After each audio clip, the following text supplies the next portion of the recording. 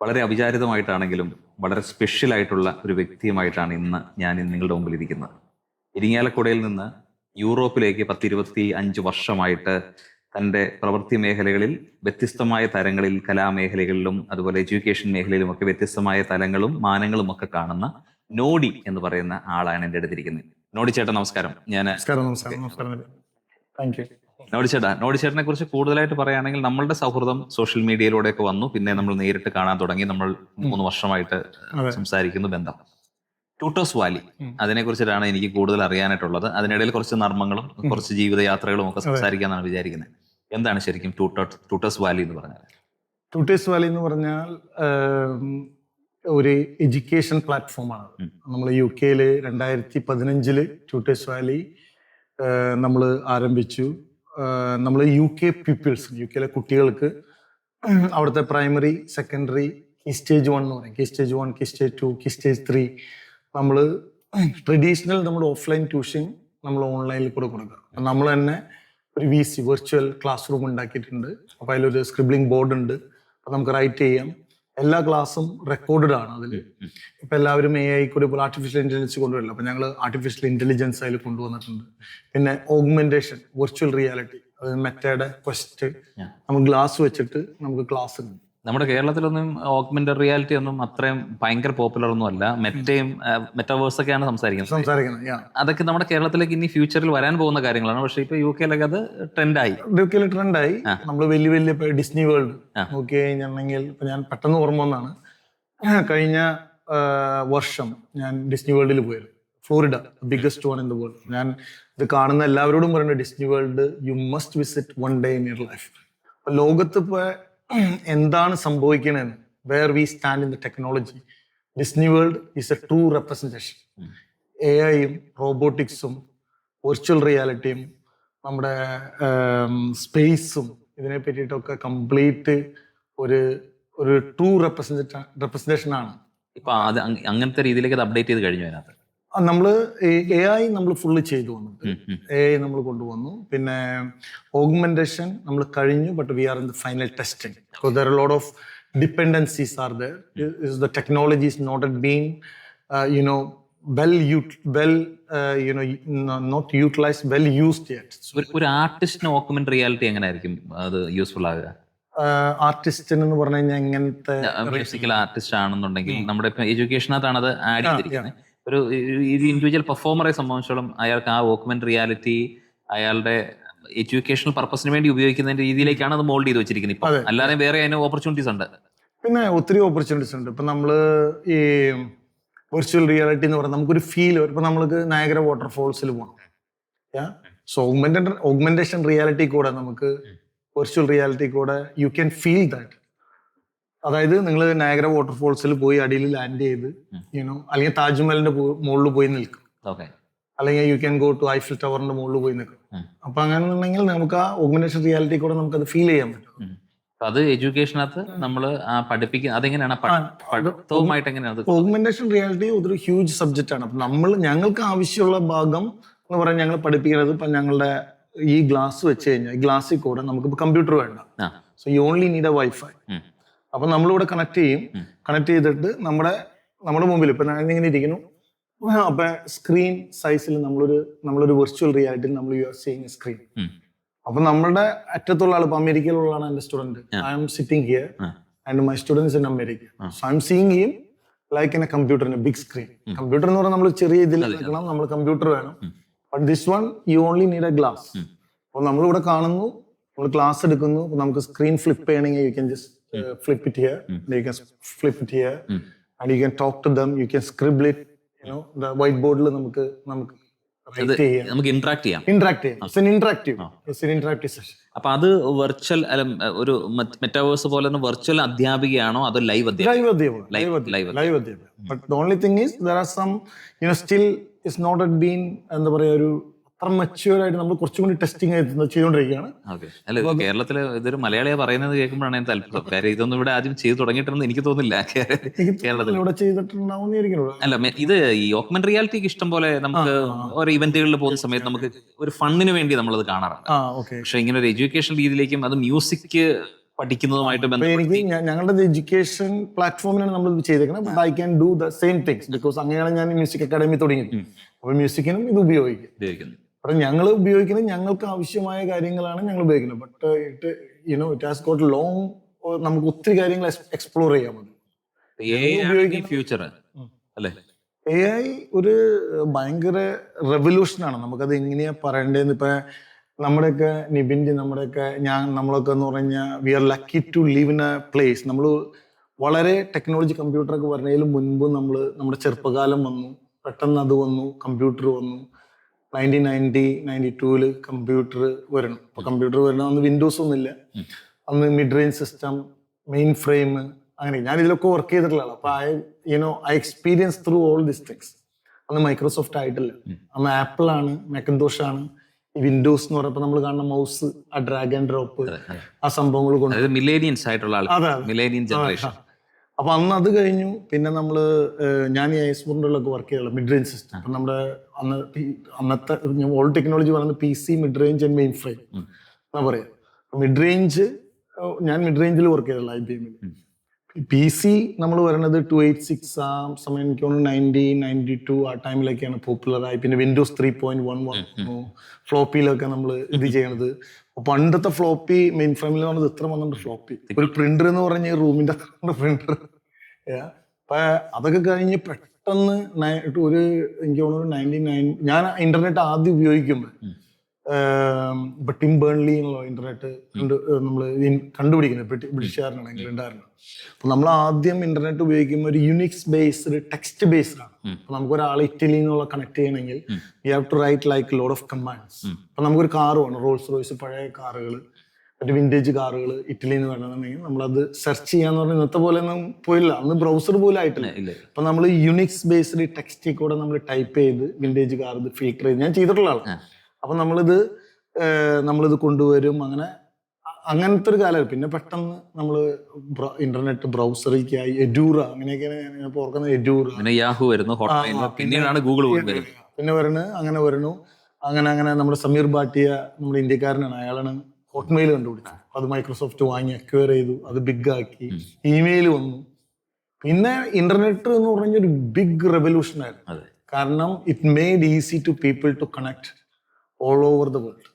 അപ്പൊ നമ്മൾ കണക്റ്റഡ് ആണ്. ഞാനിവിടെ ഇരിക്കുമ്പോൾ എന്റെ മൊബൈലിൽ ഇരിക്കുമ്പോൾ connected to the open to all the world അല്ലേ?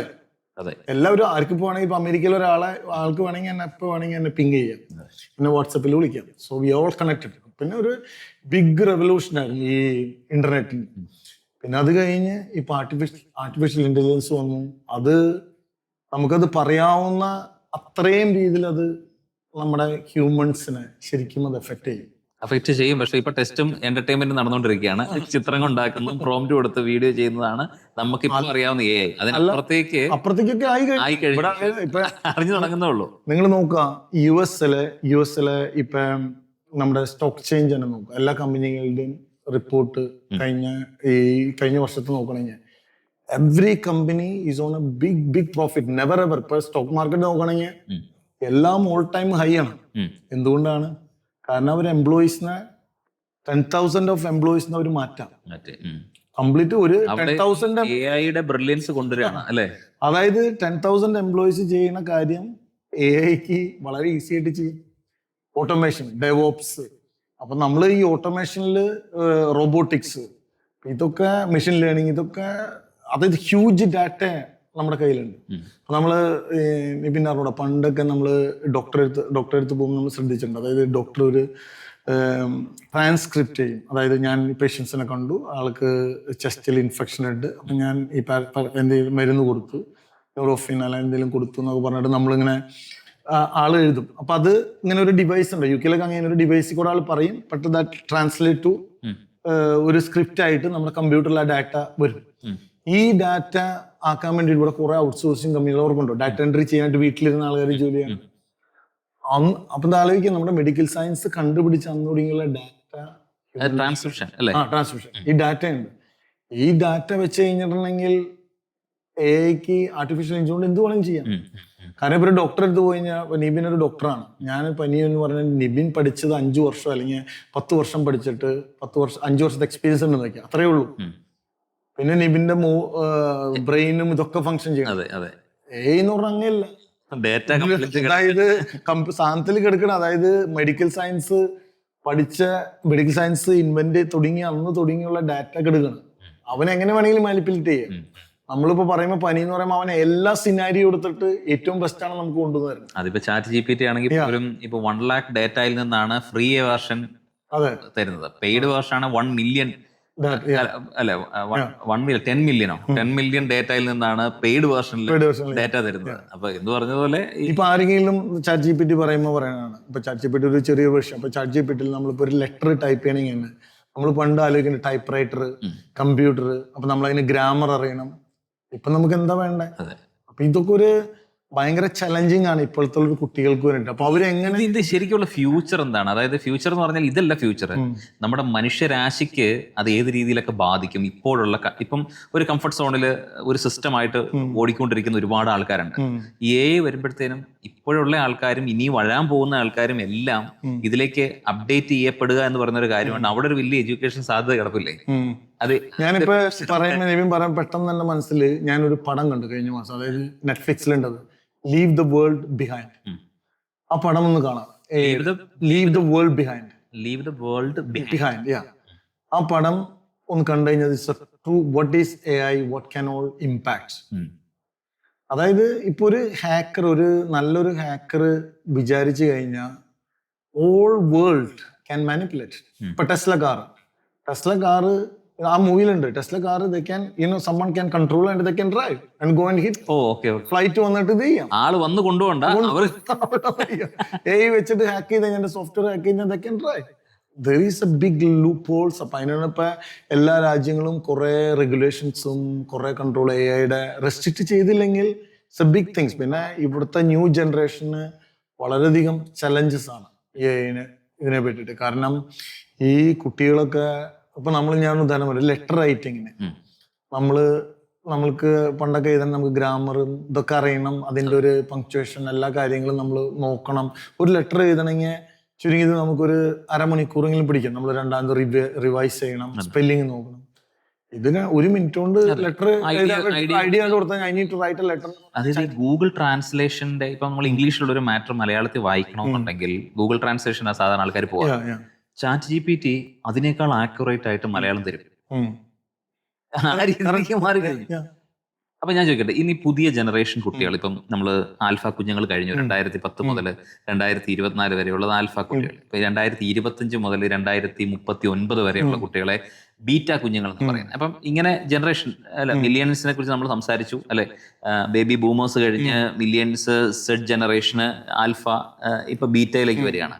അപ്പൊ ഈ വരുന്ന കുട്ടികൾ, അതായത് പുതിയ ജനറേഷനെ എങ്ങനെയായിരിക്കും അത് എങ്ങനെയായിരിക്കും അത്തരം കുട്ടികൾ ഏത് രീതിയിലായിരിക്കും ഇനി റെസ്പോണ്ട് ചെയ്യുക? അപ്പൊ നമ്മൾ കാണുന്നത് ഇപ്പം ഈ ഒരു ജനറേഷൻ ഗ്യാപ്പ് ഉണ്ടല്ലോ ആൾക്കാർക്ക്.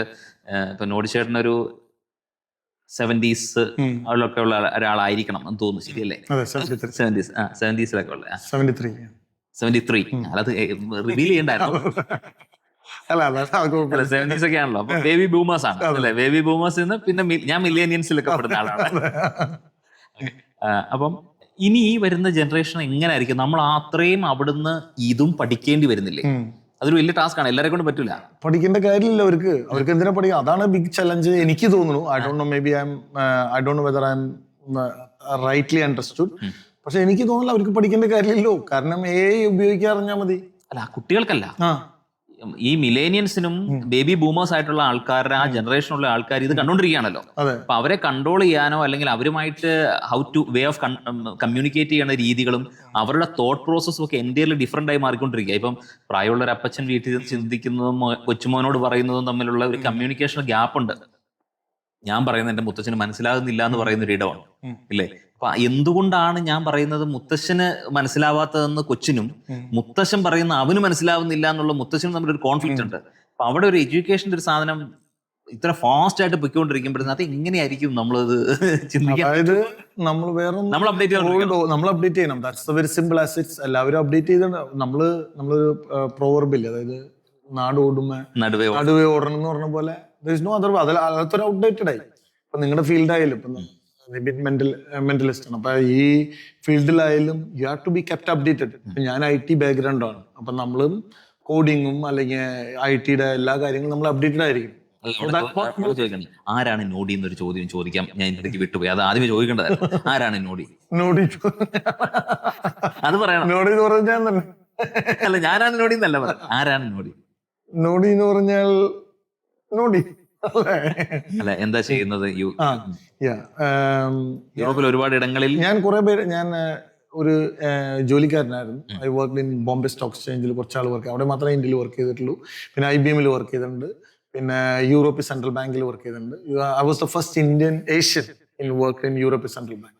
യൂറോപ്യൻ സെൻട്രൽ ബാങ്ക് എന്ന് പറഞ്ഞാൽ അറിയോ, അതായത് നമ്മുടെ 28 യൂറോപ്യൻ സെൻട്രൽ ബാങ്കിന്റെ ഹെഡ്ക്വാർട്ടേഴ്സ് ആണ്.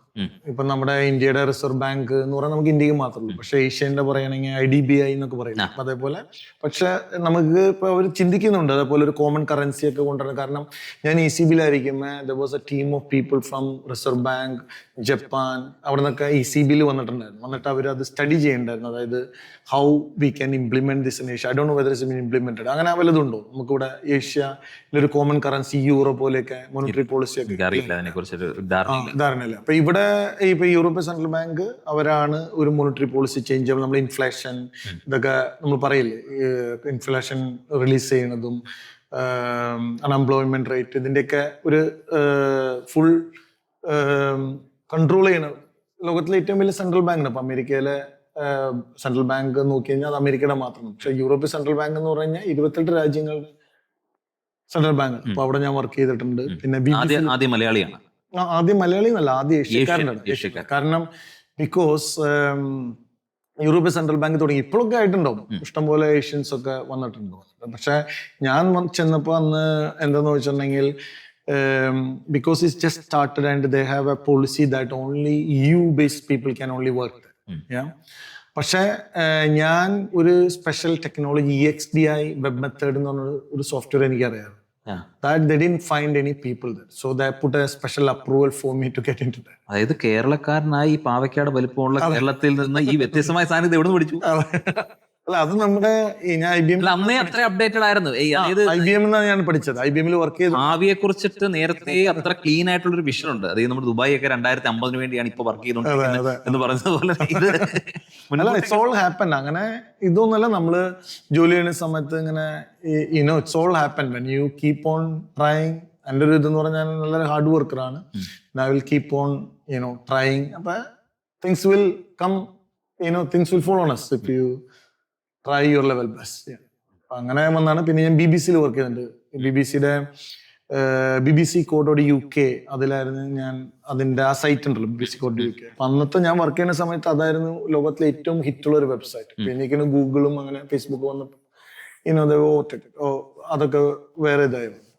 അപ്പൊ ഞാൻ ഈ ഇതിന്റെ ഒരു iPlayer എന്ന് പറഞ്ഞാൽ ഇപ്പൊ BBC-ൽ നോക്കി കാണാം. അപ്പൊ നമ്മള് വാച്ച് ചെയ്യണ ഈ ഓഫ്ലൈനിൽ നമ്മുടെ വീഡിയോസും ഓഫ്ലൈനിലൊക്കെ കാണുന്നത്. അപ്പൊ അതിന്റെ iPlayer എന്ന് പറഞ്ഞു. അപ്പൊ അതിന്റെ ഒരു ഡെവലപ്മെന്റിലും I was one of the team member. പിന്നെ ബാർക്ലീസിൽ വർക്ക് ചെയ്തിട്ടുണ്ട്.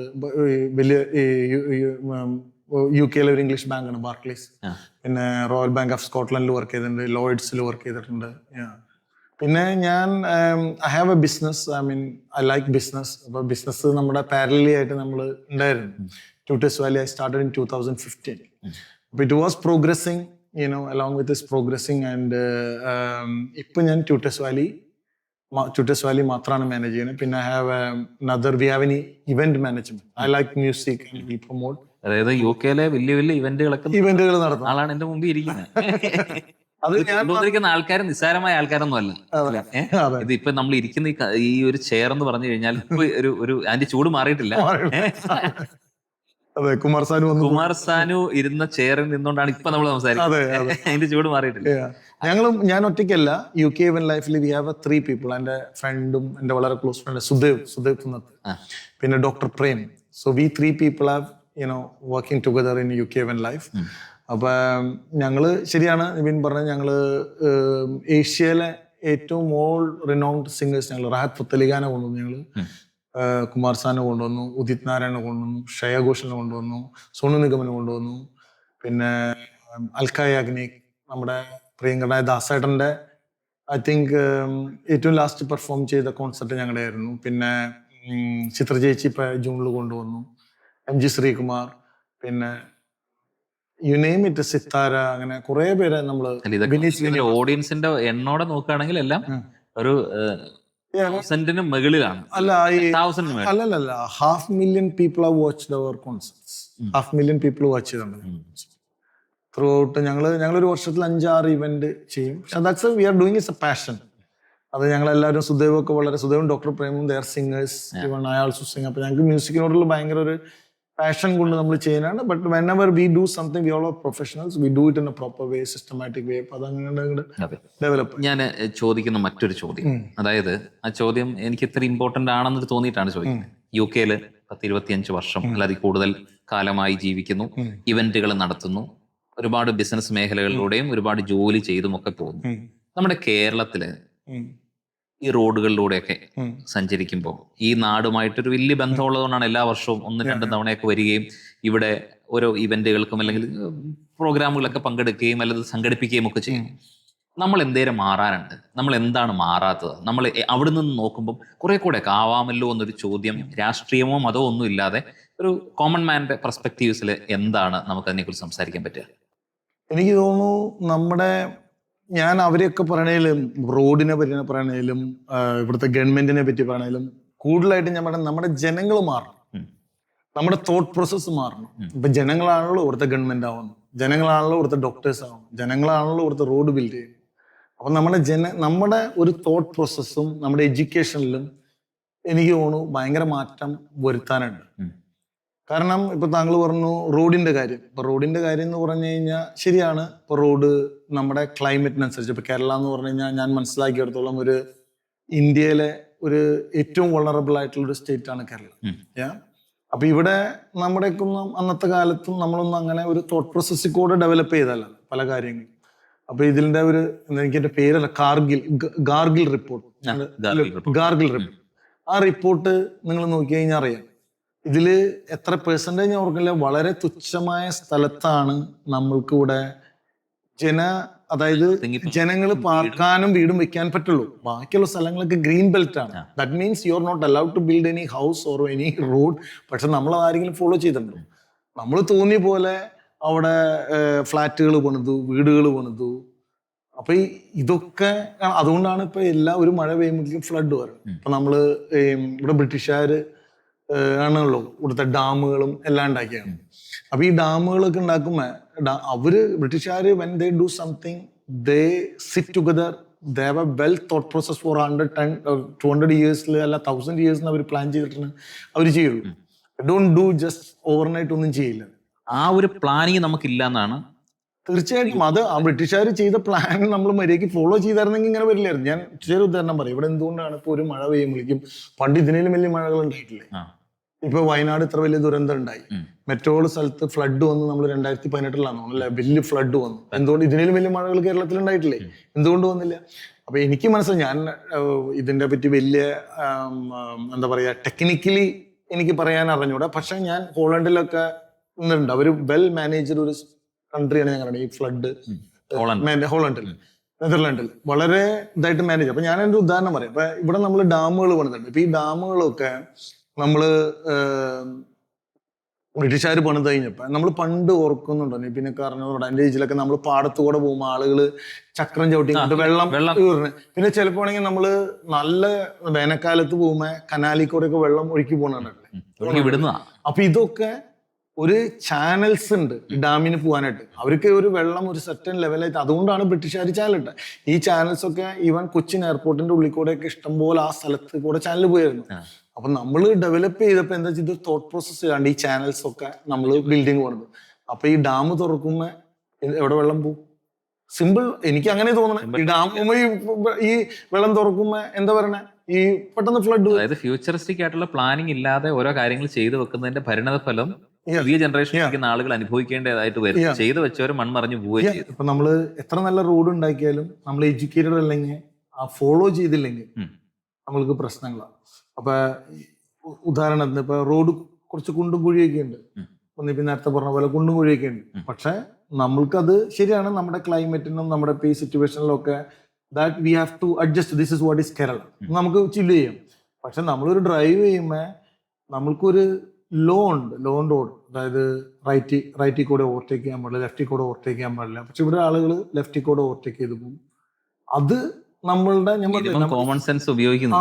നമ്മുടെ ആ എഡ്യൂക്കേഷൻ, ആ ഇത് നമ്മുടെ ഓഫ് കോഴ്സ് നമുക്കൊരു ഇൻഫ്രാസ്ട്രക്ചർ വേണം, നമ്മൾ തീർച്ചയായിട്ടും വേണം. പക്ഷെ ഫസ്റ്റ് ഓഫ് ഓൾ ഈ ഇപ്പോൾ നമ്മുടെ കേരളത്തിൽ കൂടെ ആയാലും ഇപ്പോൾ കൊച്ചിയിലൊക്കെ കഴിഞ്ഞ റോൾസ് റോയ്സും ജാഗറും ബെന്റ്ലിയും എല്ലാം കാണാം അവിടെ. യു നെയിം ഇറ്റ്, ഡിഫൻഡർ, എല്ലാ കാറുകളും, BMW, ഔഡി, പോർഷെ, എല്ലാ കാറുകളും.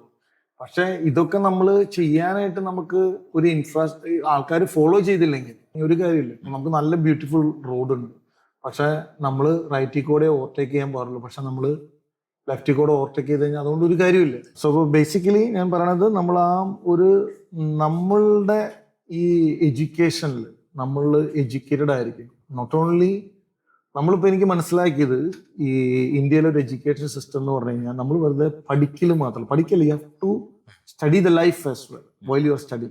ജീവിക്കാൻ പഠിക്കണം. ഇപ്പൊ ഞാൻ ഉദാഹരണം പറയാം, എൻ്റെ മക്കൾ തന്നെ ഉദാഹരണം പറയാം, എൻ്റെ വീട്ടിലുള്ള experience. I am not telling any stories. എൻ്റെ മോൻ തന്നെ, അവൻ ഇയർ 8 ആണ്, പക്ഷെ ഹി ക്യാൻ കുക്ക്. അപ്പൊ ഞങ്ങൾ നാളെ ഇല്ലെങ്കിൽ തന്നെ he can cook, he can iron, he can wash. So that's what the school is teaching. Not only education, നമുക്ക് നീഡ്സ് മൂന്ന്, ഭക്ഷണം, വസ്ത്രം, പാർപ്പിടം, ഈ 3 നീഡ്സ് ആണ് ഉള്ളത്. അതിനുശേഷം ഉള്ളതാണ് ബാക്കിയുള്ളത്. ഇതെങ്കിലും ഫുൾഫിൽ ചെയ്യാനായിട്ട് പറ്റുന്നില്ലെങ്കിൽ നമ്മുടെ എഡ്യൂക്കേഷനിൽ തെറ്റാണ്. ഇപ്പൊ നിങ്ങൾ ആലോചിച്ച് നോക്കിയാൽ ഇവിടുന്ന് എല്ലാവരും, ഇപ്പൊ ഞാനൊക്കെ പോയി വരുന്ന സമയത്ത് എന്ന് പറഞ്ഞാൽ 1990 ഇപ്പൊ ഇവിടെ ഓപ്പർച്യൂണിറ്റീസ് ഇല്ല, ഇന്ത്യയിൽ അധികം ഓപ്പർച്യൂണിറ്റീസ് ഇല്ല. സോ നമ്മളുടെ എല്ലാവരുടെയും ഇതെന്ന് പറഞ്ഞാൽ we go to either gulf or America, UK. നമ്മുടെ ഗാന്ധിജി പറയാറുണ്ടല്ലോ, നമ്മൾ സെൽഫ് സഫിഷ്യന്റ് ആവണം, നമ്മൾ നമുക്ക് അന്നൊന്നും ഓപ്പർച്യൂണിറ്റി നമ്മൾ പോയിട്ടുണ്ട്. പക്ഷെ ഇപ്പോഴും ഇത്ര 30-40 വർഷം കഴിഞ്ഞിട്ടും സ്റ്റിൽ അതിൻ്റെ ഇരട്ടി ഇവിടുന്ന് എന്തുകൊണ്ടാണ് ഇവിടുന്ന് എല്ലാവരും അബ്രോഡിൽ പോണത്? So fundamentally something is not functioning.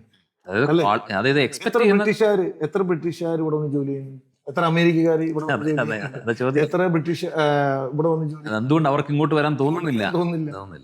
എന്തുകൊണ്ട് നമ്മൾ ആ എലമെന്റ് ക്വാളിറ്റി ലൈഫ് എക്സ്പെക്ട് ചെയ്യുന്നു, അല്ലെങ്കിൽ എന്തോ ഇവിടെ ഇല്ലാത്ത കുറെ കാര്യങ്ങൾ അവരുടെ മനസ്സിലുണ്ടായിട്ടും അത് അവിടെ നടക്കുന്നു, അല്ലേ? അപ്പൊ നമ്മള് ഇത്ര നാളായിട്ട് നമ്മൾ ഇത്ര അഡ്വാൻസ് എന്ന് പറയുമ്പോൾ നമ്മള് തന്നെ മാറണം. അല്ലാണ്ട് അത് ഗവൺമെന്റിന്റെ ഭാഗത്ത് I don't think so. Because ഈ ഗവൺമെന്റിലുള്ള ഒഫീഷ്യൽസ് ഒക്കെ ആയിട്ട് ഞാൻ എല്ലാവരും കുറെ ബന്ധപ്പെട്ടുള്ളതാണ്. അപ്പൊ എല്ലാവരും ദേ ആർ ഓൾ സപ്പോർട്ടീവ്. കാരണം ഈ ജനങ്ങളാണല്ലോ അവരായി പോരണേ, മന്ത്രി ആവണതും MLA ആവണതും ഒക്കെ അവരായിരുന്നു. നമ്മള് തോട്ട് പ്രോസസ്. ഞാനിപ്പോൾ പെട്ടെന്ന് വന്നപ്പോൾ യൂസുഫ് അലി സാറിന്റെ, ഞാൻ ഒത്തിരി ഇത് അഡ്മയർ ചെയ്യുന്ന ആളാണ് യൂസുഫ് അലി സാറുടെ ഈ ലുല്ലു സെന്റർ വന്നപ്പോൾ ഇവിടെ എന്തോരം സമരങ്ങൾ. അതായത് യൂസുഫ് അലി സാറുടെ ഇന്റർവ്യൂവിൽ ആള് പറയുന്നുണ്ട്, സമരം എടുത്ത് ഈ ലുല്ലു സെന്ററിനെ സ്റ്റോപ്പ് ചെയ്യാൻ വേണ്ടിയിട്ടുള്ള ആള്, ഏറ്റവും ഫ്രണ്ടിൽ നിന്നായിരുന്ന ആള് ലുല്ലു സെന്ററിന് ഇന്നാഗ്രേഷൻ ഏറ്റവും മുമ്പിലിരുന്ന് ബിരിയാണി കഴിക്കും.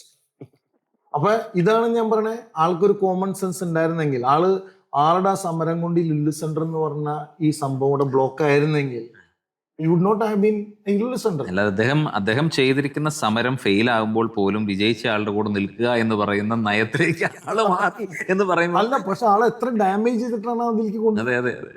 ആള് ഒരു ഭയങ്കരമായ ഒരു പോയിസൺ അല്ലേ അവര് ക്രിയേറ്റ് ചെയ്യണം വന്നിട്ട്. ഓഫ് കോഴ്സ് ലുല്ലു സെന്റർ അവർ ബിസിനസ് ചെയ്യണം, പക്ഷെ അതനുസരിച്ച് ഈ നാടും ഡെവലപ്പ് ആവല്ലേ. എത്ര പേർക്ക് മണി ട്രാൻസാക്ഷൻ നടക്കുന്നു, എത്ര പേരുടെ ലൈഫ് സ്റ്റൈൽ മാറുന്നു.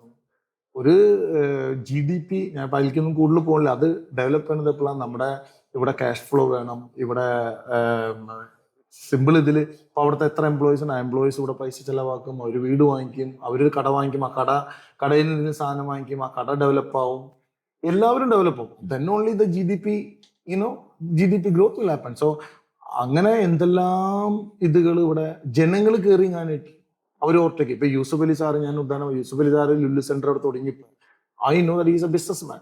So when he do something, he will do it perfectly. So even though he has got a lot of influence other places, I don't think that he would have made any kind of influence. അത് ഒരിക്കലും sustain ആവില്ല. കാരണം നാളെ വേറെ government വരും, ആള് proper planning permission എടുത്തിട്ടുണ്ടാവും, pollution control എടുത്തിട്ടുണ്ടാവും. ഇതൊക്കെ എടുത്തിട്ടാണ് അപ്ലൈ ചെയ്തിട്ട് അത് അപ്രൂവൽ അല്ല, ജനങ്ങൾ കയറി കണ്ടിട്ട് അതിനേലും പൊല്യൂഷൻ കൺട്രോളിനേലും വലിയ ആളാവും, പ്ലാനിങ് പെർമിഷനേലും ഇതാവും. അവർക്ക് ഇപ്പൊ UK നമ്മൾ നോക്കി കഴിഞ്ഞാൽ UK തേംസ് നദിയുടെ ആ ലണ്ടനിൽ നോക്കി കഴിഞ്ഞാൽ എന്തെല്ലാം ബിൽഡിങ്ങുകളുണ്ട് അവിടെ. So there R professionals who knows the pollution control എന്ന് പറയണ. പൊല്യൂഷൻ കൺട്രോളിന്റെ ഡ്യൂട്ടിയാണ് ഇതൊക്കെ ഇത് ചെയ്യണത്. സാധാരണ എനിക്കറിയോ, ഇപ്പൊ നിബിൻ അറിയോ പൊല്യൂഷൻ കൺട്രോളിന്റെ? ഇപ്പൊ ഞാനൊരു ഇത് പറയുമ്പോൾ അത് പൊല്യൂഷൻ അതിനുള്ള എക്സ്പേർട്സ് ഉണ്ടല്ലോ. ലീവ് ഇട്ട് ദം. നമ്മുടെ കേരളത്തിലെ ഏറ്റവും വലിയ പ്രശ്നം എന്ന് പറഞ്ഞാൽ ജനങ്ങൾ കയറി കാണിട്ട് സമരവർത്തി കാണിട്ട് ലീവ് ഇട്ട് ദം, അല്ലെങ്കിൽ ആ സിസ്റ്റം വർക്ക് ചെയ്യുന്നില്ല. അതുകൊണ്ടാണ് ഇവിടുത്തെ ഇതുകൾ ഗ്രാജുവേഷൻ കഴിഞ്ഞാൽ എഞ്ചിനീയറിംഗ് കഴിഞ്ഞാൽ they don't like to stay here. Fundamentally ഇത് കഴിഞ്ഞിട്ട് അവർ എന്ത് ചെയ്യണമെന്ന് അറിയത്തില്ലാതെ ഈ പഠിത്തവും എല്ലാം ഡെക്കറേറ്റഡ് ഡിഗ്രികളെല്ലാം കിട്ടിയിട്ട്, അല്ലെങ്കിൽ ഫാൻസി ആയിട്ടുള്ള ഡിഗ്രികളെല്ലാം കിട്ടിയിട്ട് ഇനി ഇതുകൊണ്ട് ഞാൻ എന്നാ ചെയ്യും എന്നുള്ളൊരു ചോദ്യത്തിന് വേണ്ടി പഴിച്ചു നിൽക്കുന്ന പിള്ളേരാണ് ചെറുപ്പം. ആലോചിച്ച് നോക്കണം. അന്നേരം ഞാനിപ്പോ പല കാര്യങ്ങളും ഞാൻ ഇത് ചെയ്യുമ്പോ ഇപ്പൊ ഞാനൊക്കെ പോയി, ശരിയാണ്, ഇപ്പൊ എന്റെ ഒരു അനുഭവം ഞാൻ പറഞ്ഞു, എന്റെ പാരന്റ്സിന്റെ ഒക്കെ ഒരു ഫീലിംഗ് ഒന്ന് ആലോചിച്ച് നോക്കിയാണ്. അല്ല, അവര് നമ്മളെ ആഗ്രഹിക്കും നമ്മൾ അവരുടെ കൂടെ നിൽക്കണം. അല്ലെങ്കിൽ ഇപ്പൊ ഞാൻ അവിടുന്ന് ഇത് ഞാൻ എല്ലാവരോടും പറയണത് കേൾക്കുന്ന ആൾ. ഇപ്പൊ UK വന്നിട്ട് ഒത്തിരി ഫാമിലി പ്രശ്നങ്ങളും ഒത്തിരി ഇതുകളും. നമ്മൾ പോകുന്ന ഒരു രാജ്യം എന്ന് പറഞ്ഞാൽ totally different culture, totally different language, everything, So first of all, you need to, when you are migrating or going to another country, you have to understand, first you need to learn that country's culture, ആ കൺട്രിയുടെ language, ആ country എങ്ങനെയാണ് function ചെയ്യണത്, കുറെ കാര്യങ്ങൾ പഠിക്കാനുണ്ട്. അപ്പൊ നമ്മൾ ഇവിടുന്ന് പോകുന്നത്, കേരളത്തിൽ നിന്ന് പോകുമ്പോൾ പെട്ടെന്ന് പോകുമ്പോൾ ഇതൊക്കെ ഒരു കംപ്ലീറ്റ് ഒരു ന്യൂ ലൈഫിലേക്കാണ്. അപ്പൊ അവർക്ക് അവിടെ അഡ്ജസ്റ്റ് ചെയ്യാൻ പറ്റില്ല. അവിടെ വരുമ്പോൾ പല പ്രശ്നങ്ങളും, നിങ്ങൾ പേപ്പറിൽ കണ്ടിട്ട് സൂയിസൈഡ്, മറ്റേ എന്തോരം ഇപ്പൊ കേരളത്തിൽ മലയാളികൾ വന്നിട്ട് സൂയിസൈഡും ഇതുകളും. അപ്പൊ ഇതൊക്കെ മിനിമം അതിനുവേണ്ടിയുള്ള ഒരു പ്രിപ്പറേഷൻ എങ്കിലും തയ്യാറെടുത്തിട്ട് വേണം ആ രാജ്യത്തേക്ക് പോകാനായിട്ട്. ഒരു പ്ലാനും. അവര് UK, അമേരിക്ക പോവാം, അവിടെ വരുമ്പോൾ ഒരു paradise. No, that's not the case. ഇപ്പൊ ഞങ്ങളെ കൂടെ പോയത് those countries are given us enormous opportunities. ഞങ്ങൾ ഗ്രോ ചെയ്തു. പക്ഷെ നമ്മൾ ആ രാജ്യത്തോടൊപ്പം ചേരാൻ നിൽക്കണം. പക്ഷെ my question again, I am going back to the old, why you want to leave your country? അപ്പൊ നമ്മളെ ഇപ്പൊ ഒരാൾ ഇവിടുന്ന് പോകുമ്പോൾ ആൾ ആലോചിക്കുക, അവരുടെ പാരന്റ്സിനെ വിട്ടു പോകണം, അവരുടെ സിബ്ലിങ്സിനെ വിട്ടു പോകണം, അവരുടെ റിലേറ്റീവ്സിനെ വിട്ടു പോകണം, അവരുടെ ഫ്രണ്ട്സിനെ വിട്ടു പോകണം. You are building up everything new there. UK പോയാലും അമേരിക്കയിൽ പോയാലും എത്ര പേര് തിരിച്ചു വരുന്നുണ്ട്. അപ്പൊ ഈ പാരന്റ്സിന്റെ കാര്യമല്ല വെച്ചു, ഇപ്പൊ എന്തോരം വീടുകളൂടെ എംപ്റ്റി ആയിട്ട് കിടക്കുന്നുണ്ട്, അല്ലെ? ഈ പാരന്റ്സ് ഒക്കെ എന്ത് ചെയ്യും എന്നിട്ട്? ഈ പാരന്റ്സ് ഒക്കെ എന്ത് അതായത് നമ്മൾ ഇവിടുന്ന് ഏറ്റവും കൂടുതൽ ആൾക്കാർ പോയി UK പോകുന്നത് കെയർ വിസകൾക്കൊക്കെ വേണ്ടിയിട്ടാണ്, സാധാരണക്കാരായ ആളുകൾ പോകുന്നത്. അവിടെ അവിടുത്തെ പേരൻസിനെ നോക്കുന്നതിന് വേണ്ടിയിട്ടാണ് പോകുന്നത്. അതേ സിസ്റ്റം ഇങ്ങോട്ടേക്ക് വരും, അല്ലെ? ഇവിടുത്തെ പേരൻസിനെ നോക്കാനായിട്ട് ആരെങ്കിലും ഒക്കെ വരണം. മക്കൾ ഏതായാലും വരൂല. അപ്പം ഇതൊരു തൊഴിലായി എടുത്തിരിക്കുന്ന, അതിലൊരു ഇൻകം ജനറേറ്റ് ചെയ്യുന്ന ആൾക്കാർ കേരളത്തിലേക്ക് വരണം. കാരണം മക്കളെല്ലാം വിദേശത്തേക്ക് പോയി, മാതാപിതാക്കൾ ഇവിടെ മാത്രമായിട്ട് നിൽക്കുകയാണ്. ഈ മാതാപിതാക്കൾ ഇപ്പോഴും പണ്ട് ചിന്തിക്കുന്നില്ല. അതായത് മക്കൾക്ക് വേണ്ടി ജീവിച്ചവരാണ് മാതാപിതാക്കൾ, അല്ലെ? അവർക്ക് വേണ്ടി ജീവിക്കാൻ അവർ മറന്നുപോയിട്ടുണ്ട്. അല്ലെ, അവർക്ക് വേണ്ടി ജീവിക്കണം എന്നുള്ള ചിന്ത ഇപ്പോൾ ഇവിടെ തന്നെ ഇരിക്കുന്ന സമയത്ത് അവർക്ക് തോന്നും. പലപ്പോഴും ഞാൻ എന്റെ ചില ടോക്കുകളിലൊക്കെ ഞാൻ പറയാറുള്ളത്, ഈ മാതാപിതാക്കളെ കൊണ്ടാണ് മക്കൾ, അവർക്ക് കുഞ്ഞുങ്ങളൊക്കെ ഉണ്ടാകുന്ന സമയത്ത് ആ കുഞ്ഞുങ്ങളെ നോക്കാനായിട്ടാണ് പലപ്പോഴും ഇവിടുത്തെ മാതാപിതാക്കളൊക്കെ, കുട്ടികൾ എന്ന് പറയുന്ന കുട്ടികൾക്ക് യൂസ് ആകുന്നത്, പറക്ക പറ്റിയ കുട്ടികൾക്ക് യൂസ് ആകുന്നത് ഈ ഒരു കാര്യം മാത്രമാണ്. ഇപ്പോഴത്തെ ദാമ്പത്യ ജീവിതത്തെ കുറിച്ചിട്ട് നമ്മൾ ചിന്തിക്കുകയാണെങ്കിൽ, പുതിയ ജനറേഷന്റെ വിവാഹം, ഡിവോഴ്സ്, അല്ലെങ്കിൽ അവരുടെ പ്രശ്നങ്ങളെയൊക്കെ ഏത് കണ്ണിലൂടെയാണ് കാണുന്നത്? എന്താണ് പുതിയ കാലത്തോടുള്ള ഒരു അഡ്വൈസ് എന്ന രീതിയിൽ പറയാൻ? ഞാൻ സൈക്കോളജിസ്റ്റ് ഒന്നല്ല, സൈക്കോളജിക്കലായിട്ട് ഒരു ലേമാൻ കാണുന്ന രീതിയിൽ പറയാം. ഞാൻ പറയണെന്നുണ്ടെങ്കിൽ ഐ തിങ്ക് ദാറ്റ് നമ്മൾ പെട്ടെന്ന് ഒരു old arranged marriage, I don't think that old school of thoughts എന്ന് ഞാൻ പറയുള്ളൂ. They have to have real understanding. At least ഒരു 2 years എങ്കിലും ലിവ് ടുഗദറും എന്തെങ്കിലും ലിവിങ് ടുഗദറും എന്തെങ്കിലും പറഞ്ഞു. ലിവിങ് ടുഗദർ ഒക്കെ പറഞ്ഞു കഴിഞ്ഞാൽ ഇവിടുത്തെ ആൾക്കാർ അക്സെപ്റ്റ് ചെയ്യുമോ എന്നുള്ളതാണ് പ്രശ്നം. അതിന് വേറൊരു അർത്ഥമാണ് കാണുന്നത്. ലിവിങ് ടുഗദറോ അല്ലെങ്കിൽ നല്ലൊരു പ്രോപ്പർ കമ്മ്യൂണിക്കേഷനോ, അല്ലെങ്കിൽ ലിവിങ് ടുഗദർ എന്ന് പറഞ്ഞാൽ ഞാനൊരു വൾഗർ ഇതിലല്ലേ പറയണേ. അപ്പൊ അത് നല്ല കാര്യമെന്ന് ഞാൻ പറയില്ല. കാരണം നമ്മൾ ഒരു അറേഞ്ച്ഡ് മാരേജ് വെച്ച് കുറേ പേരെ വെച്ച് കല്യാണം കഴിച്ച് പിറ്റത്തെ ആഴ്ച അല്ലെങ്കിൽ ഇന്നത്തെ ആഴ്ച ഡിവോഴ്സ് ആവണേൽ നല്ലത് ലെറ്റ് ദം അണ്ടർസ്റ്റാൻഡ്. അങ്ങനത്തെ രീതിയിലേക്ക് ആളുകൾ ചിന്തിച്ച് തുടങ്ങണം. അവിടുത്തെ വിവാഹങ്ങളൊക്കെ എങ്ങനെയാണ്? അവിടെയൊക്കെ ഉള്ള യൂറോപ്യൻ രാജ്യങ്ങളിലെ വിവാഹം, ഭൂരിഭാഗം അവിടെ വിവാഹം കഴിച്ചു കഴിഞ്ഞാൽ it's strong, very strong.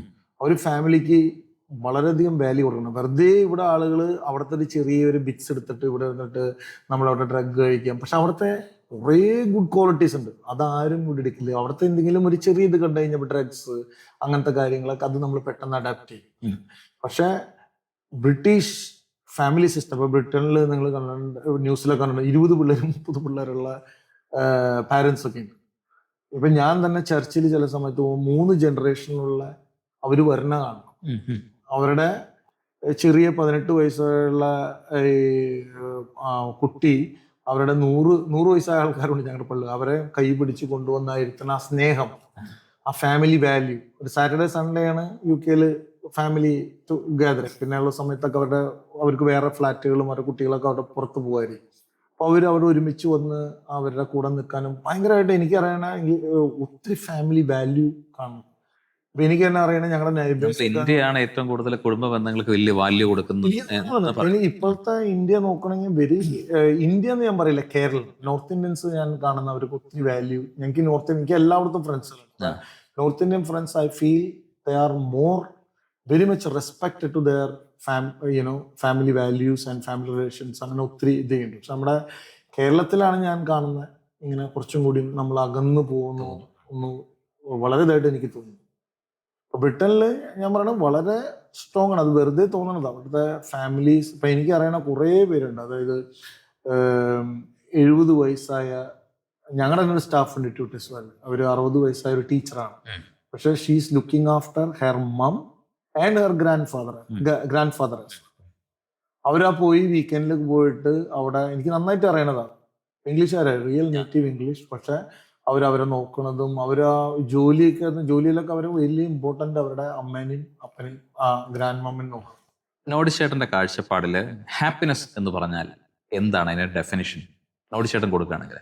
Happiness എന്ന് പറഞ്ഞു കഴിഞ്ഞാൽ നമ്മൾ ഉണ്ടാക്കുന്നതാണ് ഹാപ്പിനെസ്, അല്ലെ? നമ്മളെല്ലാ ഇതിലും സന്തോഷം കാണാൻ നോക്കാം. നോഡി ചേട്ടന്റെ ഹാപ്പിനെസ് എന്താണ്? എന്റെ happiness I try to find happiness in each activities which I do. Happy തോന്നാത്ത കാര്യം ഞാൻ ചെയ്യാറില്ല. ഹാപ്പി തോന്നണമെങ്കിൽ ഇപ്പൊ എന്തിലും ഞാനൊരു ഹാപ്പിനെസ് ദിസ് മൊമെന്റ് അങ്ങനെയല്ല. ഇപ്പൊ നമുക്ക് of course we all have to go through, നമ്മളൊക്കെ ഹ്യൂമൻസ് ആണ്, നമുക്ക് ടഫ് സിറ്റുവേഷൻ ഉണ്ടായിരിക്കാം, ചില ദിവസത്തെ ബേൺ ഔട്ടായി പോവും, അതൊക്കെ ഉണ്ടായിരിക്കാം. പക്ഷെ നമ്മൾ ഇങ്ങനെയൊക്കെ നമ്മുടെ ഇത് നമ്മൾ മാറ്റാൻ നോക്കും. ഓഫ് കോഴ്സ് എല്ലാവരും, ഈ ലോകത്തിലെല്ലാവരും, ഷാരൂഖ് ഖാൻ ആയാലും അംബാനി ആയാലും എല്ലാവരും they all work hard, they all have, go through the stressful and all things, but you have to find the best time. Noddy ചേട്ടൻ ഇങ്ങനെ കയറി ഇവിടെ വരെ വരുമ്പോൾ സ്ട്രഗിൾ എന്ന് പറഞ്ഞ ഒരു സാധനമൊക്കെ ഫേസ് ചെയ്തിട്ടുണ്ടാവും. പിന്നെ ഇഷ്ടംപോലെ. എങ്ങനെയാണ് അതിനെ ഫേസ് ചെയ്തത്? പുതിയ ആൾക്കാർക്കൊക്കെ നമുക്ക് ഞാൻ സ്ട്രഗിൾ ചെയ്തിരിക്കുന്ന വഴികൾ പറഞ്ഞു കൊടുക്കണമെങ്കിൽ അതിൽ നിന്ന് എന്തെങ്കിലും ഒരു എലമെന്റ് അവർക്കും കിട്ടണമല്ലോ. അവർക്കൊന്ന് ഗൂസ് ബം ഉണ്ടാകുന്ന രീതിയിൽ എന്തായിരിക്കും ഒരു സ്ട്രഗിളിനെ മാനേജ് ചെയ്ത, നമ്മൾ തളർന്നു പോകുന്ന സമയങ്ങളൊക്കെ ഉണ്ടല്ലോ, വലിയ ബുദ്ധിമുട്ടുകളൊക്കെ മുമ്പിൽ വന്ന് ബ്ലോക്കായി നിൽക്കുന്ന സമയത്ത് തളർന്നൊക്കെ പോകും. പിന്നെ അതിൽ നിന്ന് പിടിച്ചു കയറി വരണമല്ലോ, പ്രത്യേകിച്ച് ഇവന്റുകളും കാര്യങ്ങളും ഒക്കെ ചെയ്യുന്ന ഒരാളാണ്. അങ്ങനെ ഒരു ബിസിനസ്സിൽ നമുക്ക് ഇതേപോലെ എനിക്ക് അങ്ങനെ പറയണേ, ഞാനിപ്പോ എന്തെങ്കിലും ഫോൾസ് ആയിട്ട് പറഞ്ഞിട്ട് കാര്യമില്ലല്ലോ. അങ്ങനെ ഒരു തകർച്ചയൊന്നും ഉണ്ടായിട്ടില്ല. I didn't have any failure in the business. പക്ഷേ നമ്മൾ ഇവന്റുകളൊക്കെ നടത്തുമ്പോൾ ഇറ്റ്സ് സ്ട്രെസ്ഫുൾ ടൈം. കാരണം 10,000 പേര്, ഇപ്പൊ ഞങ്ങൾ വലിയ ഇവന്റുകൾ നടത്തണം, ബോളിവുഡ് 10,000 പേര് 5,000 പേരൊക്കെ വരുമ്പോൾ people are expecting that 3 hours they need to see that concert need to happen properly. ആ 3 മണിക്കൂറിനുള്ളിൽ നമ്മുടെ കാര്യങ്ങളെല്ലാം നടന്നിരിക്കും. ആഫ്റ്റർ ഒരു ലേറ്റ് വെച്ച് time management is very important. So example 10,000 ആൾക്കാരെ നമ്മൾ ഇതിന്റെ ഈ അരീനയിൽ കയറ്റണം.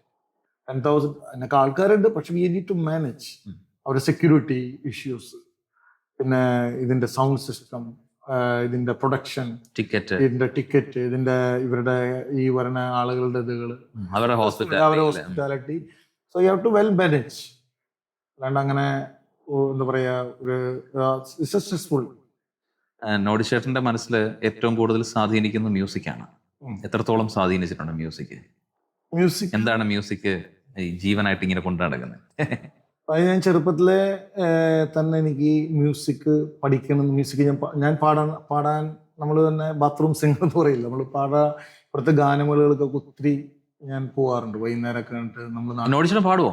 ഞാൻ പാടാറുണ്ട്, പാടുന്നതാണ്. അപ്പൊ നമ്മൾ ഗാനമേള ശരിയാണ്, കഴിഞ്ഞ പ്രാവശ്യം പാടി. പാടി കഴിഞ്ഞ പ്രാവശ്യം പാടി ഇന്ന് ഈ പ്രാവശ്യം പാടിയില്ല. പാടിയില്ല പാടി നമ്മളതങ്ങനെ പ്രിപ്പറേഷൻ വലിയ തിരക്കിൻ്റെ ഇടയിൽ. അപ്പൊ നമ്മൾ ഈ ഗാനമേളകളൊക്കെ പോകുമ്പോൾ എനിക്കൊരു ഭയങ്കര ത്രില്ലാണ് പണ്ടത്തെ ഗാനമേളകളും ഇതുകളും. അന്നായി തുടങ്ങി നമുക്കൊരു മ്യൂസിക്കിനോട് ഭയങ്കര ഒരു പഠിക്കണമെന്ന് ആഗ്രഹം ഉണ്ടായിരുന്നു. പക്ഷെ നമുക്കന്നൊന്നും പഠിക്കാനുള്ള സാഹചര്യം, ഞാനൊരു മിഡിൽ ക്ലാസ് ഫാമിലിയിൽ നിന്ന് വന്നതാണ്. അപ്പൊ അങ്ങനെ പഠിക്കാനുള്ള ഒരു സാഹചര്യം നമുക്ക് ഉണ്ടായിരുന്നില്ല. അപ്പൊ മ്യൂസിക്കിന് ഇന്നത്തെ പോലെ അന്നത്തെ പ്രൊമോഷനൊന്നും ഉണ്ടായിരുന്നില്ല. അപ്പൊ നമ്മളത് ചെയ്തു. പക്ഷെ എനിക്കൊരു ഓപ്പർച്യൂണിറ്റി അങ്ങനെ കിട്ടിയപ്പോൾ you know I developed and I put my all effort and I believe in God. So by the grace of God, things are moving. I don't know how long I can run this one, but it's going on. നോഡിച്ചേട്ടൻ കണ്ട NASA എന്താണ്? എനിക്ക് ഒരു ഭാഗ്യം ഉണ്ടായിരുന്നു. കഴിഞ്ഞ വർഷം ഞാൻ നാസയിൽ പോയിരുന്നു. പോയി കാണാൻ പറ്റി. 2 ദിവസം അവിടെ സ്പെൻഡ് ചെയ്തു. വളരെ എന്താ പറയാ, നിങ്ങൾ നേരത്തെ പോലെ ഗുസ് ബമ്പൊക്കെ വന്ന ഇതാണ് എനിക്ക് ഈ നാസയിൽ പോയി. എന്താണ് ശരിക്കും നാസ? കാരണം ഇതൊന്നും എല്ലാവർക്കും ഒന്ന് എക്സ്പീരിയൻസ് ചെയ്യാൻ പറ്റുന്ന ഒരു കാര്യമൊന്നും അല്ലെന്ന് എനിക്ക് തോന്നുന്നു. കാരണം നമ്മുടെ ഈ ഡിസ്കഷനിലൊന്നും ഞാനും ഒരു സയന്റിസ്റ്റ് ഒന്നല്ല. പക്ഷെ ഞാനൊരു I read load of books and ഞാൻ ഒത്തിരി ഡോക്യുമെന്ററി ഒക്കെ കാണാറുണ്ട്. ഈ നമ്മുടെ സോളാർ സിസ്റ്റവും നമ്മുടെ സ്പേസിനെ പറ്റിയിട്ടൊക്കെ കാണാറുണ്ട്. അപ്പൊ അതുകൊണ്ട് it was one of my dream to go and see NASA. അപ്പൊ നമ്മുടെ ഹ്യൂമൻസ് ഒത്തിരി അതിൽ എക്സ്പ്ലോർ ചെയ്തിട്ടുണ്ട്. നമ്മള് ഇറ്റ്സ് എൻ അമേസിങ് തിങ്സ്. നമുക്കിപ്പോ പറയാൻ പറ്റില്ല, അത്രയധികം നമ്മൾ അഡ്വാൻസ് ആയിട്ട് നമ്മളവര്. ഞാൻ വിചാരിച്ചതുപോലെ അല്ല എന്ന് തോന്നിയത് എന്താണ്? നമ്മള് പല കാര്യങ്ങളും ചെറുപ്പത്തിലെ പഠിച്ചത് പറഞ്ഞങ്ങനെ കേൾക്കുമോ. ഇപ്പൊ നമ്മളിപ്പോ പറയണ, ഞാൻ കഴിഞ്ഞ ആഴ്ച ഞാൻ നേരത്തെ പറഞ്ഞത്, കഴിഞ്ഞ ആഴ്ച ഞാൻ BBC പനോരമയിലൊരു ഡോക്യുമെന്ററി കണ്ടാണ്. നമ്മള് ഹ്യൂമൻസ് അണ്ടർസ്റ്റാൻഡ് ചെയ്ത സോളാർ സിസ്റ്റം നമ്മൾ കാണുന്ന ഇതല്ല എന്നാണ് ഇപ്പൊ പറയുന്നത്. അതുപോലെ നമ്മൾ അണ്ടർസ്റ്റാൻഡ് ചെയ്തത് കറക്റ്റ് അല്ല. കാരണം ആർക്കും ചെയ്യാൻ പറ്റില്ല. കാരണം 2 ബില്യൺ ഈ മണിക്കൂർ എടുത്താലാണ് നമ്മളുടെ ഓരോ പ്ലാനറ്റിലേക്ക് പോകുള്ളൂ. അപ്പൊ എങ്ങനെ നമ്മൾ ഹ്യൂമൻസ് നമ്മളിത് മനസ്സിലാക്കിയിട്ടുണ്ട്. അപ്പൊ നമ്മള് ചെറുപ്പത്തിലേക്ക് നമ്മള് പറയേണ്ടത് നമ്മള് ഭൂമി അച്ചുവണ്ടിയിൽ കറങ്ങണം, ഓർബിറ്റിൽ ഇങ്ങനെ ചെയ്യണം. അപ്പൊ അങ്ങനെയൊന്നല്ല നമ്മൾ കൂടുതൽ കേണും പറയണ, അതൊക്കെ ഒരു സിഗ്സാഗ് പോലെയൊക്കെ കറങ്ങും. അപ്പൊ some kind of I still believe that's I'm just believing. I would like to believe some super power is controlling the entire universe. Entire universe some super power is controlling. കാരണം I would like to believe, അതായത് എർത്താണ് ദൈവം സൃഷ്ടിച്ച ഏറ്റവും beautiful paradise. ഈ എർത്തിനെ cover ചെയ്യാൻ വേണ്ടിയിട്ടാണ് മറ്റുള്ള പ്ലാനറ്റുകളൊക്കെ ഉണ്ടാക്കിയേക്കുന്നത്, ദൈവം ഉണ്ടാക്കിയേക്കുന്നത്. പിന്നെ നമ്മുടെ എർത്തിലുള്ള ഏറ്റവും ബ്രില്യൻ്റ് ആയിട്ടുള്ള ഏറ്റവും ഇതായിട്ടുള്ള നമ്മുടെ ഹ്യൂമൻസ് തന്നെയാണ്. അപ്പൊ നമ്മൾ സയൻസ് പഠിക്കുമ്പോൾ അറിയും നമ്മൾ അനിമൽസ് എന്ന് വന്നാണ്. ഒന്നൊരു പ്രൂഫില്ല. ഇപ്പൊ പറയണ ഇപ്പൊ അടുത്ത കഴിഞ്ഞ മാസം ഞാൻ വായിച്ചു വന്നിട്ട് അനിമൽസ് നല്ല വേറെ എന്തോ വന്നിരുന്നു. Do have any proof? അങ്ങനെ ഇപ്പോഴും മങ്കീസ് അപ്ഡേറ്റ് ചെയ്തുകൊണ്ടിരിക്കുകയാണ്. അല്ല, ഇപ്പോഴും മങ്കീസിന്റെ എന്തുകൊണ്ട് അങ്ങനെ ഹ്യൂമൻസ് ഇപ്പോഴും വരണ്ടേ? അതിന് റെവല്യൂഷൻ തിയറി അത് വേറെയാണ്. അപ്പൊ നമ്മളെ പോകണമെങ്കിൽ കുറെ ഉണ്ട്. പക്ഷെ നമുക്ക് കുറെ ഇങ്ങനെ തിയറി പറഞ്ഞുകൊണ്ട് നമ്മളിങ്ങനെ പറഞ്ഞുകൊണ്ടിരിക്കാം. പക്ഷെ it will never end up. But there is some kind of a superpower, I believe. A superpower is controlling. You can believe in God or whatever it is.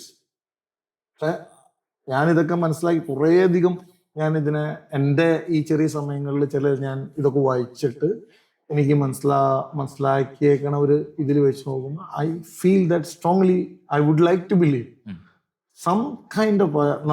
നമ്മൾ ആലോചിച്ച് നോക്കിയാൽ ഈ പ്ലാനറ്റുകളൊക്കെ ഇങ്ങനെ അവിടെ ഇവിടെയൊക്കെ സിഗ്സാഗ് പോലെ കറങ്ങും. ഒരു ക്ലാഷ് വന്നു കഴിഞ്ഞാൽ എന്ത് കിടക്കും വന്നിട്ട്, അല്ലേ?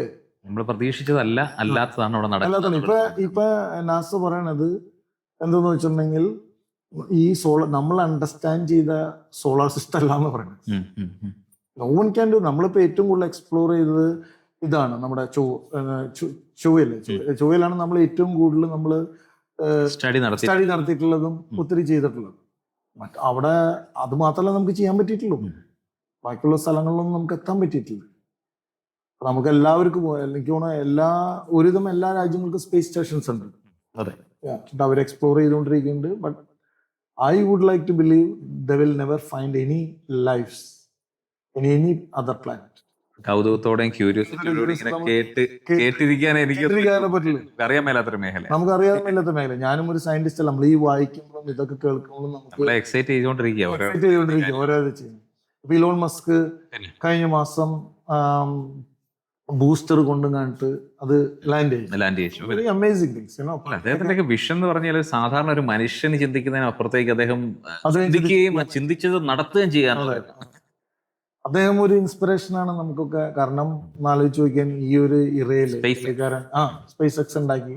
ആലോചിച്ച് നോക്കി, ആരെങ്കിലും വിചാരിച്ചായിരുന്നു അല്ല ടെസ്ല വന്നു കഴിഞ്ഞപ്പോ എത്ര സക്സസ് ആവും എന്ന് വിചാരിച്ചു. സ്പേസ് എക്സ് വന്നപ്പോ ഇപ്പോഴും നഷ്ടത്തിലാണ് പോണത്. പക്ഷെ people are there to support him to invest money and explore the science. ഇവരൊക്കെ ഒരു കോൺട്രിബ്യൂട്ടർ ആണ് ഈ പ്ലാനറ്റിലെ. അപ്പൊ അതേപോലെ നമ്മളൊക്കെ ഇപ്പൊ ഞാൻ നേരത്തെ പറഞ്ഞ പോലെ ഡിസ്നി വേൾഡിൽ അവർ പറയണത്, ഡിസ്നി വേൾഡിൽ നമ്മൾ ഓരോ റൈഡ് കഴിയുമ്പോഴും പറയണം V made this much, now it's your turn. അപ്പൊ ഇതൊക്കെയാണ് നമ്മുടെ കുട്ടികൾക്കുള്ള ഇൻസ്പിറേഷൻ. ഓക്കെ, നമ്മളിത് ചെയ്തു, അടുത്തതിലേക്ക് മുന്നോട്ട് പോകും. Okay. Anyway, thank you for sharing wonderful information. Nipin, it was pleasure talking to you, pleasure meeting you. It was all quick. We haven't prepared. We both haven't prepared. നമ്മൾ just ഒന്ന് വന്ന് casual ആയിട്ട് casual ആയിട്ടുള്ള ഒരു chat ആയിരുന്നു. ഞാനൊരു ജനറേഷനുള്ള ഒരാളാണ്, Yeah. നോടിച്ചേട്ടൻ വേറൊരു ജനറേഷൻ. ഇപ്പം നമ്മൾ പോകുന്ന വേറൊരു ജനറേഷനിലൂടെയാണ്. നമുക്ക് അറിവുകൾ ഷെയർ അതെ, ചെയ്യാൻ നമ്മളൊരു അറിവ് ഷെയർ ചെയ്തെന്നുള്ളൂ. നമ്മൾ ഞാനിങ്ങനെ ക്യൂരിയോസിറ്റിയോടുകൂടി ഇതൊക്കെ കേട്ടോണ്ടിരിക്കുകയായിരുന്നു. I didn't come here for a ഒരു ഇന്റർവ്യൂ അങ്ങനെ. നമസ്കാരം, ഞാൻ നിപിൻ നിരവത്ത്. V2-ന്റെ 3rd ഇയർ സെലിബ്രേഷൻ ആഘോഷങ്ങൾക്ക് എല്ലാവിധ ആശംസകളും നേരുന്നു. വെള്ളം തന്നല്ലോ, നീ ചോദിച്ചില്ലേ?